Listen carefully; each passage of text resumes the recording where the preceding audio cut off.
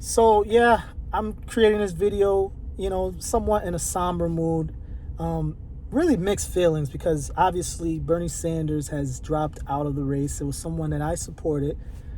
I supported the guy because he stood for the people. He really did, As much slander, as much vitriol that he received during his run, his candidacy, both of his candidacies, one in 2016 against Hillary Clinton, one of course against Biden and a whole bunch of other establishment types.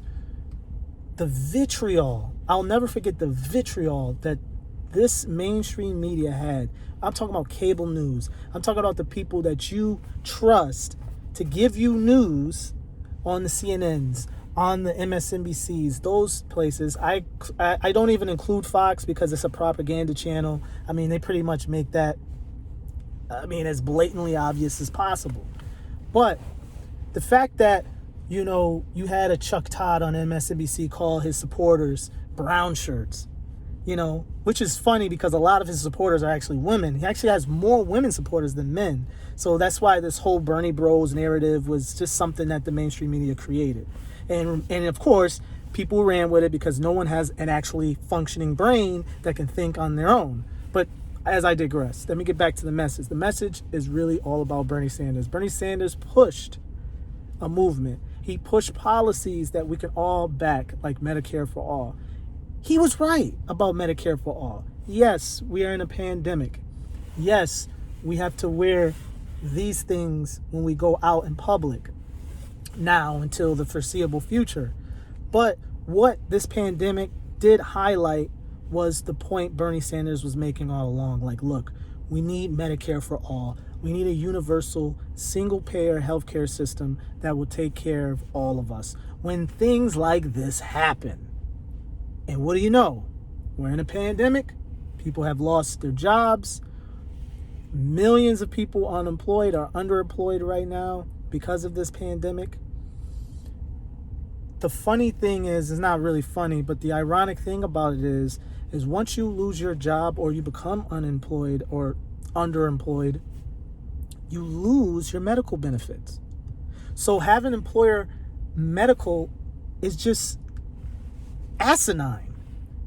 This whole thing that mainstream media, they've done it as well, the CNNs, the Fox Newses, the MSNBCs of the world, who've been programming your brains, some of you out there programming your brains to believe that Medicare for all is this unholy socialist monopolistic program that will take over your life and control how you receive your coverage, step inside or step in between you and your doctor. It was all bullshit.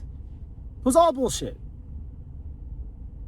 These people have narratives. They create narratives and push that onto millions of people. That's why the mainstream media plays such a huge part in Bernie Sanders not getting the nomination, or at the very least having a real fair shot at getting the nomination.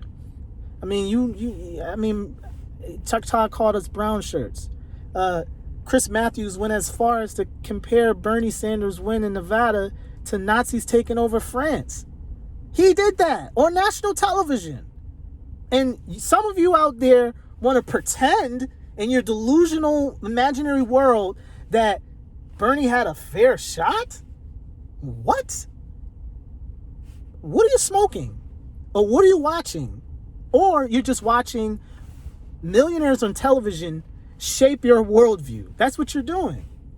These Chris Matthews types, these Chuck Todds, these Rachel Maddows, they're millionaires. They don't have any self-interest in protecting you or trying to understand your plight. They don't give a crap.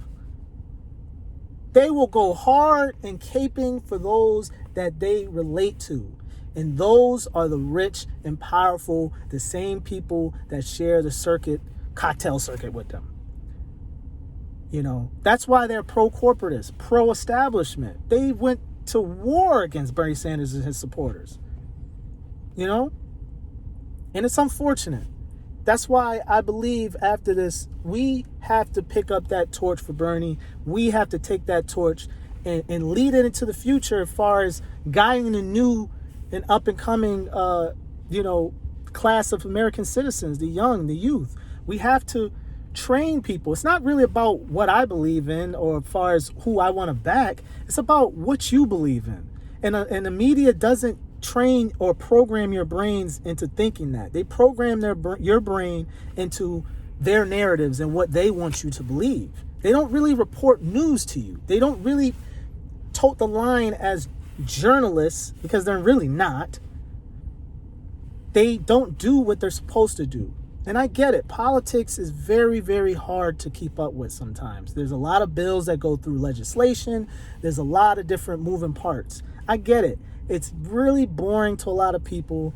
A lot of people don't understand it. And that's why a lot of people vote against their best interests. People of color do that a lot. And I get it. But it's time to stop making excuses, and it's time to start informing ourselves. We can no longer vote against our best interests.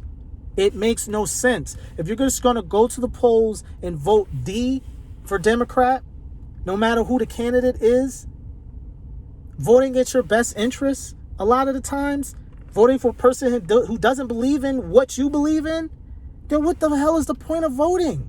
You might as well just stay home. Vote. The whole purpose of voting is to vote for a candidate that you can believe in, a candidate that believes in what you believe in. What is the whole point if you don't do that? So my mission going forward, whether it's on the Voice Junkie podcast or whether it's on Chuck's Corner here on YouTube, is I'm going to make it my mission to educate people, or to not educate people, not put myself on this pedestal, but I want to make it my mission to better involve people into the political system. And it's very simple. I've been thinking about this. In order to make it an easier thing for people to grasp mentally, you have to simplify it. And I think the best way to simplify politics is to just tell a normal person, an average Joe on the street, and say, hey, what are 3 things that you care about the most? What are the 3 things that you would like to have changed if you could today? Once you tell people that, once you can get people to agree to that, then you can tell them, look, those 3 things that you told me, now find the candidate that represents those things. Find a candidate that believes in those 3 things you believe in. And if you do that, you'll find a candidate that's for you.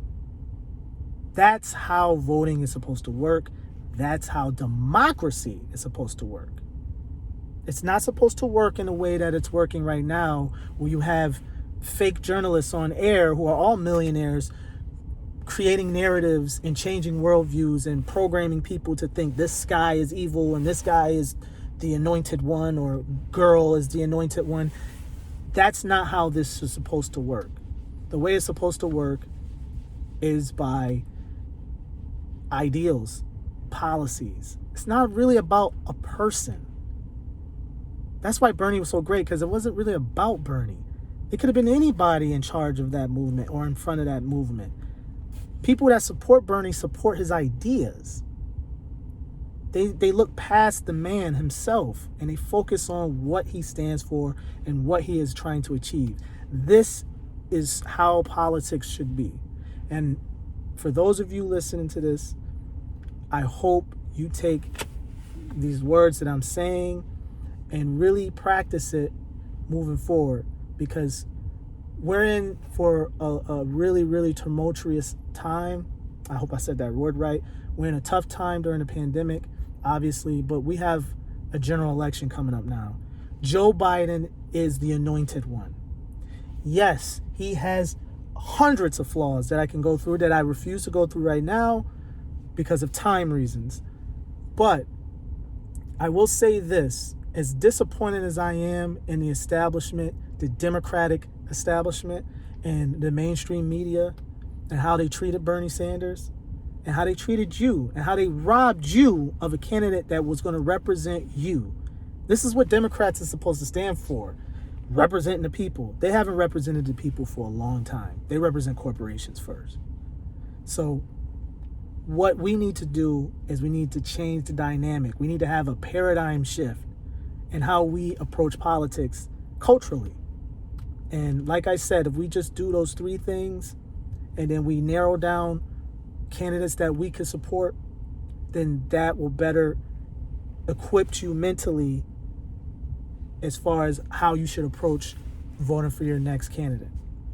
But that being said, as disappointed as I am, if you're in a battleground state, if you're in a Virginia, if you're in a Pennsylvania, if you're in a Wisconsin, all of these states, Michigan, that's going to be toss-up states. You should vote for Joe Biden. I hate to say it. I hate to say it. But there's too much at stake. It's too much at stake. You got the Supreme Court that's at stake. That's bigger than Joe Biden. Yeah, you might have gripes against Joe Biden, but you know what?